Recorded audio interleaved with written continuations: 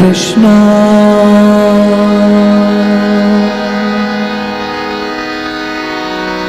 हरे कृष्णा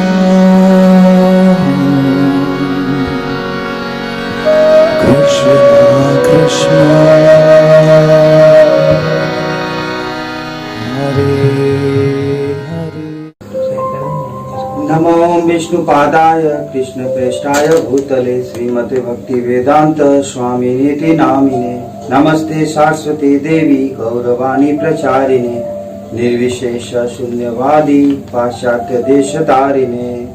जय श्री कृष्ण चैतन्य प्रभु नित्यानंद श्री अद्वैत गदाधार श्रीवासादि गौर भक्त वृंद।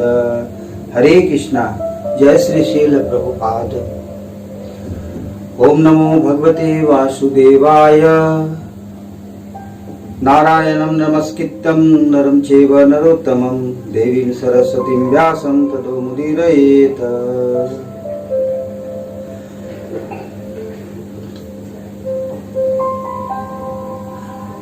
श्री बलराम पूर्णिमा के इस शुभ तिथि पर आप सभी भक्तजनों को मैं हार्दिक बधाई कर देता हूँ। और आज की विशेष चर्चा में, आज की विशेष कथा में, आज का विशेष प्रसंग श्री बलराम जी के ऊपर है। उनका किस प्रकार विवाह देवी रेवती के संग हुआ और जिस प्रकार की आप सबने शास्त्रों में सुना है कि भगवान श्री कृष्ण के तो 16,108 रानियां थी और उन सभी रानियों से 10-10 पुत्र प्राप्ति हुई भगवान श्री कृष्ण को। और उन 10 पुत्रों से फिर कई करोड़ और कई करोड़ संतानें उत्पन्न हुई। कहते हैं कि गिनती नहीं किया जा सकता है, इतने वंश बढ़े उनके। किंतु देवी रेवती से कोई भी संतान की प्राप्ति नहीं हुई बलराम जी को। पाषाण विशाख मुनि जी दुर्योधन जी से कहते हैं कि तुमने बहुत ही सुंदर प्रश्न किया है मुझसे भगवान संकर्षण के बारे में, तो मैं तुम्हें बताता हूँ। निगत कवच के राजा कली के नाम से पूर्व जन्म में तुम विख्यात थे और गोलोक में वास करते थे। जब बलराम जी धरा पर प्रकट होने लगे तो उस समय तुम उनको प्रार्थना किए कि मुझे भी अपने सेवक के रूप में अपने साथ ले चलो। तो उस वक्त बलराम जी ने तुम्हें कुरु वंश में दुर्योधन के रूप में अवतार होने के लिए कहा है। यह दुर्योधन और कोई नहीं, स्वयं निवात कवच के राजा कली ही थे, जिनके ऊपर प्रसन्न होकर के बलराम जी ने, देखिए युद्ध के समय भी बलराम जी ने दुर्योधन का ही पक्ष लेने को सहमत हुए थे। और तो और स्वयं दुर्योधन को शस्त्र कला का विद्या भी प्रदान किया था इन्होंने, क्योंकि विशेष कृपा थी उनकी। तो दुर्योधन के इस प्रकार पूछने पर कहते हैं कि पूर्व काल की बात है, जब भगवान संकर्षण धरा पर प्रकट होने के लिए तैयार हुए हैं भगवान श्री कृष्ण के कहे अनुसार, तो नाग लक्ष्मी देवी को जैसे ही यह बात पता चलता है वे बलराम जी के समक्ष आती हैं और आकर के उनके समक्ष विलाप करती हैं और कहती हैं कि प्रभु आप तो धरा पर चले जाओगे, मैं अकेले क्या करूंगी। तो बलराम जी नाग लक्ष्मी देवी को कहते हैं कि ये काम करो, आप रेवती के शरीर में प्रवेश कर जाओ, क्योंकि उस लीला में मेरी विवाह रेवती के संग ही होनी है। तो नाग लक्ष्मी देवी पूछती हैं बलराम जी से कि यह रेवती कौन है। तो बलराम जी बताते हैं कि पूर्व समय की बात है, मैं कद्रु के गर्भ से यानी कश्यप के पुत्र के रूप में धरा पर जब प्रकट हुआ तो मुझे भगवान श्री कृष्ण ने धरती का भार संभालने हेतु का आदेश दिया, उस समय मैं सबसे नीचे के लोक में जाकर के और धरा को अपने हजारों सहस्र फन में से एक फन के ऊपर धारण किया। उसी समय कहते हैं कि चसुस के पुत्र चासुस थे, जो चाचू मनु भी कहलाए, तो वे सहस्रों पुत्र तो प्राप्ति कर लिए, किंतु उनको कोई कन्या जब प्राप्ति नहीं हुई तो उन्होंने यज्ञ रखा और उस यज्ञ कुंड से एक दिव्य कन्या का प्राकट्य हुआ, जिसका नाम उन्होंने ज्योतिषमती रखी। अब यह ज्योतिषमती से एक दिन चाचुस ने पूछा है कि पुत्री तुम्हें किसके साथ विवाह करना है, तो वो कहती हैं कि मुझे सबसे बलवान व्यक्ति के संग विवाह करनी है। तो अपनी पुत्री की बात सुन करके राजा चाक्षुष ने मन में यह विचार किया कि मैं देवताओं के पास जाता हूं, और यही विचार करके वे सर्वप्रथम देवताओं के राजा इंद्रजीत यानी कि इंद्र के पास जाते हैं और जा करके उनसे कहते हैं कि क्या तुम सबसे बलवान पुरुष हो? देखो, मुझे कटु वचन यानी मिथ्या वचन बिल्कुल नहीं भाता है, क्योंकि पूरे लोक का शासन उनके हाथ में था, तो देवता आदि भी उनकी आज्ञा का पालन करते थे। इस हेतु उन्होंने आदेश किया है उनसे, इंद्र से, कि देखो मुझे मिथ्या ना कहना, तुम बताओ कि क्या तुम सबसे बलवान हो, क्योंकि मिथ्याभास मुझे बिल्कुल पसंद नहीं है।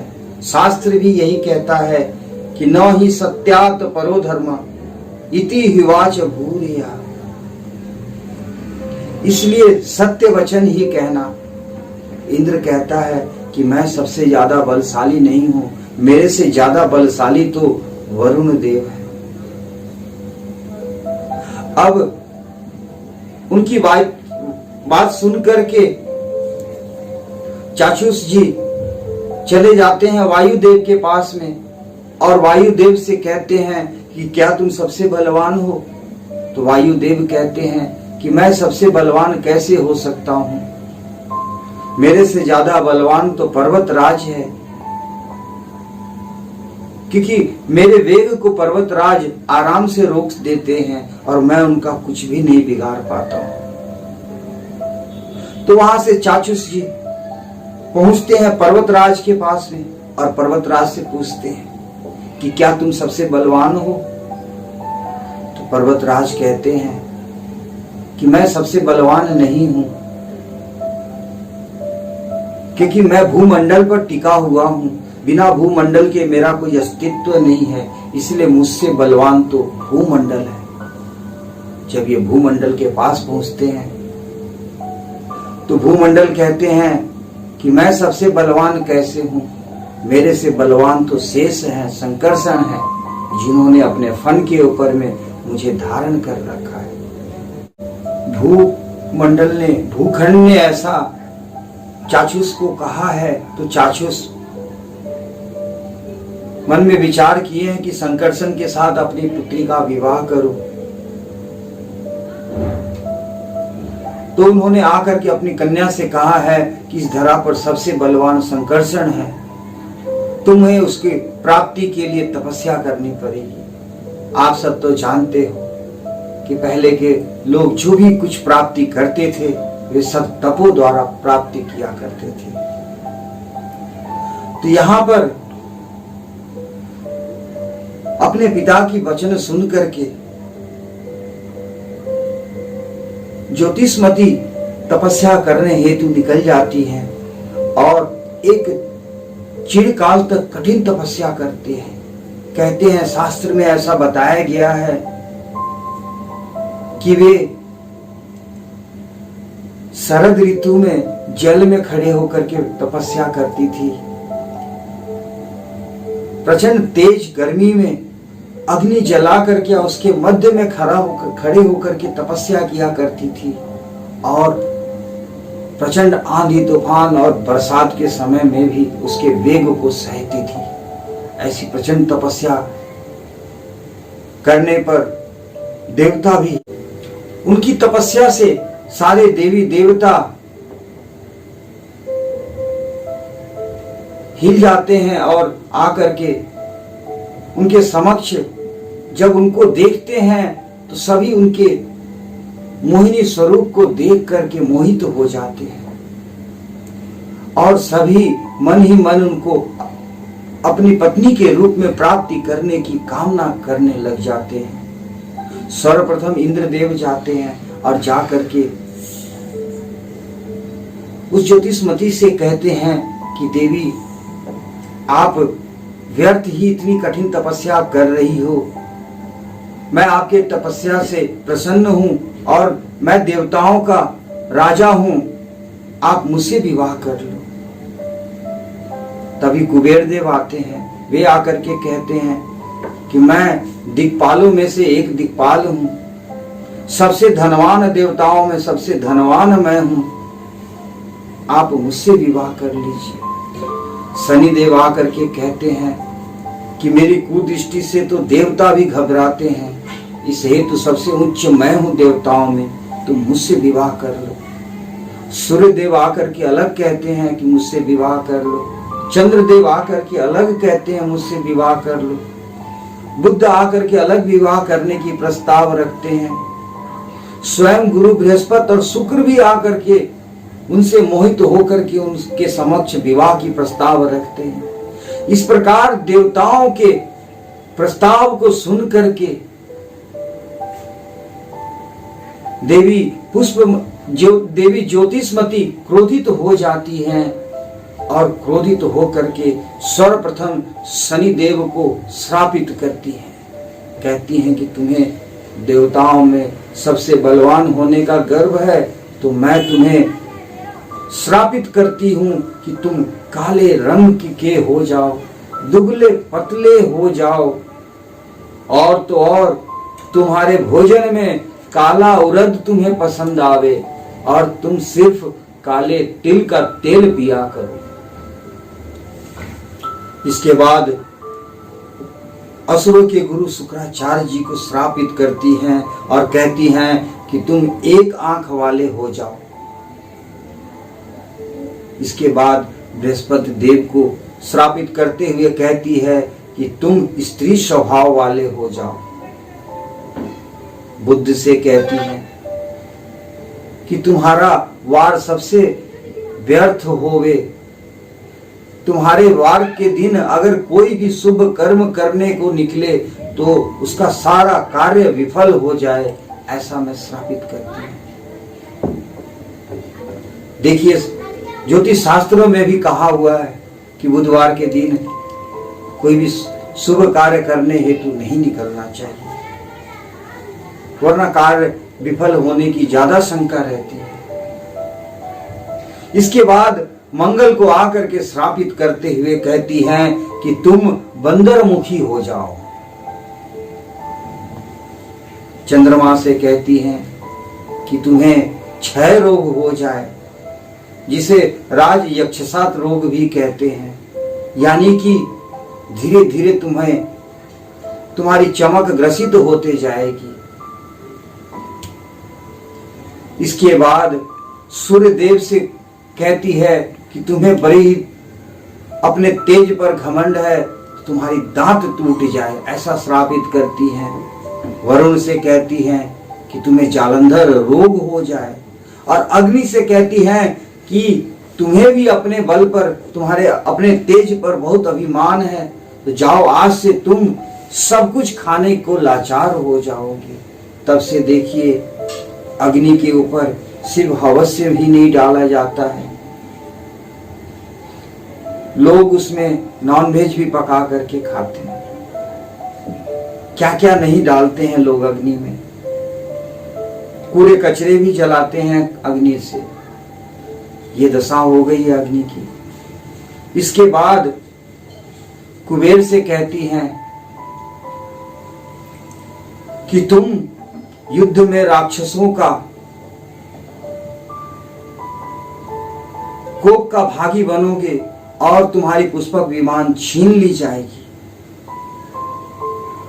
इसके बाद यमराज से कहते हैं कि तुम्हारा राक्षसों के समक्ष तुम्हारा मान भग्न होएगा, उन सब से तुम पराजित होगे। और इंद्र से कहते हैं कि तुम्हें अपना राजा होने का अभिमान है, तो मैं तुम्हें भी श्रापित करती हूं कि तुम धर्म विहीन कार्य किए हो, तुम अपने आप को महान श्रेष्ठ बताने का प्रयास किए हो। तुम्हें श्रापित करती हूं कि तुम आज से मन में यह धारण करके बैठा लो, धारण कर लो अच्छे से कि तुम्हारे स्वर्ग में तुम्हारी समक्ष ही तुम्हारे पत्नी को छीन लिया जाएगा तुमसे, और तुम्हें स्वर्ग लोक से निकाल दिया जाएगा, भगा दिया जाएगा। सिर्फ इतना ही नहीं, लंकापुरी में असुरों के हाथों तुम्हें कारागृह में बहुत दिनों तक घोर अंधकार कमरे में कैद रहना पड़ेगा। इस प्रकार से ज्योतिष्मती क्रोधित होकर के सारे देवताओं को श्रापित कर देती है। अब देवी के श्राप को सुनकर के इंद्रदेव भी क्रोधित हो जाते हैं और वे भी श्रापित कर देते हैं ज्योतिष्मती को कि तुमने हम सबको श्रापित किया है, तो हम भी तुम्हें श्राप देते हैं कि तुम पुत्रहीन रहोगी सदैव। इसके बाद वे सब देवता वहां से भाग जाते हैं। देवी ज्योतिष्मती अपनी कठिन तपस्या में सफल होती हैं और ब्रह्मदेव का प्राकट्य होता है। तो ब्रह्मदेव आकर के पूछते हैं उनसे कि क्या चाहिए आपको। तो वे कहती हैं कि मुझे पति के रूप में बलभद्र जी चाहिए। तो ब्रह्मदेव कहते हैं कि है तो तुम्हारा संकल्प काफी कठिन, किंतु तप कभी व्यर्थ नहीं जाता है। इस हेतु मैं तुम्हें आशीर्वाद देता हूं कि आज से ठीक 27वें चतुर्थ युग बीतने के पश्चात बलराम जी से तुम्हारी विवाह होएगी। अब ब्रह्मदेव के मुख से ज्योतिष्मती आशीर्वाद सुनकर के एक बार तो प्रसन्नचित होती है, किंतु पुनः ब्रह्मदेव से कहती हैं कि मैं इतने युग तक कैसे इंतजार करूंगी, आप मुझे जल्दी उनके साथ विवाह करने का आशीर्वाद प्रदान करे, वर प्रदान करे, अन्यथा देवताओं की तरह आपको भी मैं श्रापित कर दूंगी। ब्रह्मदेव कहते हैं कि ठीक है, मैं एक काम करता हूं, तुम्हें यह आशीर्वाद देता हूं कि तुम राजा रैवत के यहाँ पुत्री के रूप में जन्म ग्रहण करो और तुम्हारी विवाह बलराम जी से हो जाएगी। इस प्रकार देवी ज्योतिष्मती राजा रैवत के यहाँ प्रकट होती हैं। एक दिन राजा रैवत देवी रेवती से पूछते हैं कि तुम्हें किस प्रकार का कैसा वर चाहिए। तो वे कहती हैं कि मुझे सबसे बलवान पुरुष से विवाह करनी है। तो राजा रैवत रेवती को लिए हुए ब्रह्मलोक को जाते हैं और ब्रह्मलोक में कुछ समय लग जाता है, कुछ दिन बीत जाते हैं, किंतु कुछ दिन ही यहाँ के 27 चतुर्युगी युग समाप्ति हो जाता है। ब्रह्मदेव कहते हैं कि धरा पर भगवान संकर्षण का प्राकट्य हो चुका है, तुम जाओ और जा करके द्वारिका में वासुदेव के पुत्र बलराम के नाम से जो विख्यात हैं, वही और कोई नहीं स्वयं संकर्षण है, जाकर के उनके साथ अपनी कन्या का विवाह करा दो। तब राजा रेवत वहां से जब आते हैं तो चूंकि वे उस युग में थे तो उस समय लोगों का ऊंचाई और कद काफी ऊंचा हुआ करता था, तो युग के अनुरूप धीरे धीरे हमारी सब कुछ विलीन होते जा रही है, कम होते जा रही है। शक्ति कम हो गई, ऊंचाई कम हो गई, सोच कम हो गई, ज्ञान कम हो गया, बुद्धि विवेक कमजोर हो गई, और तो और हमारी आयु भी कम हो गई। तो इस प्रकार से जब राजा रेवत अपनी पुत्री रेवती को लेकर के जब पहुंचते हैं द्वारिका में, तो वे उस समय उनकी ऊंचाई काफी रहती है रेवती की, और बलराम जी उनके समक्ष छोटे रहते हैं। वे सब विवाह का प्रस्ताव वासुदेव जी के समक्ष रखते हैं, वासुदेव जी स्वीकार कर लेते हैं। इस प्रकार से बलराम जी का विवाह रेवती के साथ हो जाता है, और बलराम जी अपने हल द्वारा स्पर्श कर रेवती को अपने समान बना लेते हैं।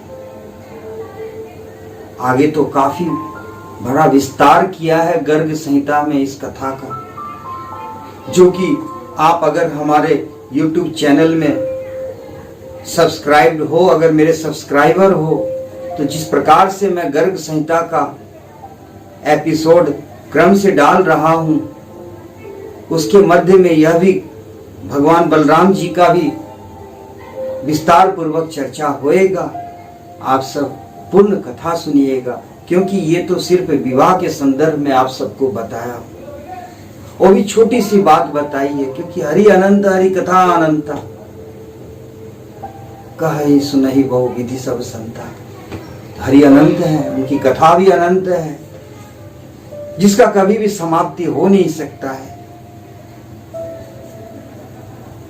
तो अगर अभी तक आपने हमारे कथा को नहीं सुना है, तो मैं उम्मीद करता हूं कि आप सब मेरे YouTube चैनल पर गर्ग संहिता के प्रथम भाग से अवश्य श्रवण करेंगे, और इस पुण्यदायी कथा को श्रवण करके पुण्य लाभ प्राप्ति करेंगे, क्योंकि दुर्लभम मनुष्य जन्म प्राप्ते तीर्थरेरपि, और उसमें भी सत्संग उससे भी ज्यादा दुर्लभ है।